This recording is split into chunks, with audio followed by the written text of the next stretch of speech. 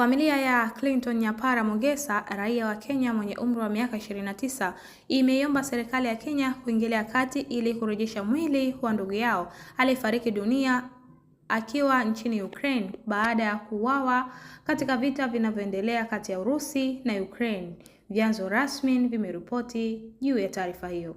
Kwa mujibu wa taarifa za familia, Mogesa aliondoka Kenya mwaka 2024 akitarajia kupata ajira nje ya nchi, safari iliyompeleka kwanza Qatar kabla ya kuhamia Urusi, ambako baadaye iliripotiwa kujiunga na jeshi la Urusi chini ya mkataba wa kazi kwa kile kilichoelezwa kuwa mazingira yasiyoeleweka kikamilifu. Taarifa kutoka kwa vyombo vya ulinzi vya Ukraine zinaeleza kuwa Mogesa aliuawa wakati wa mapigano makali katika mkoa wa Donetsk, mashariki mwa Ukraine, eneo ambalo limekuwa kitovu cha mapigano, huku ikidaiwa kuwa mwili wake bado haujaondolewa kutoka katika eneo la tukio.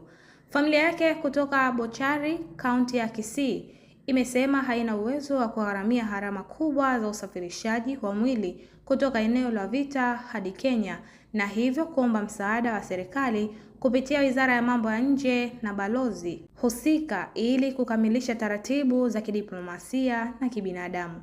Tukio hilo limeibua mjadala mpana nchini Kenya kuhusu usalama wa raia wanaotafuta ajira nje ya nchi, huku wito ukitolewa kwa serikali kuchunguza mitandao ya uajiri inayodaiwa kuwapeleka vijana kwenye mazingira hatarishi, ikiwemo kuhusishwa moja kwa moja au kwa njia isiyo wazi na vita vya kimataifa. Kutoka hapa Zantime Media, mimi ni Warda Hamid. Usisahau kusubscribe, kulike, kucomment pamoja na kushare.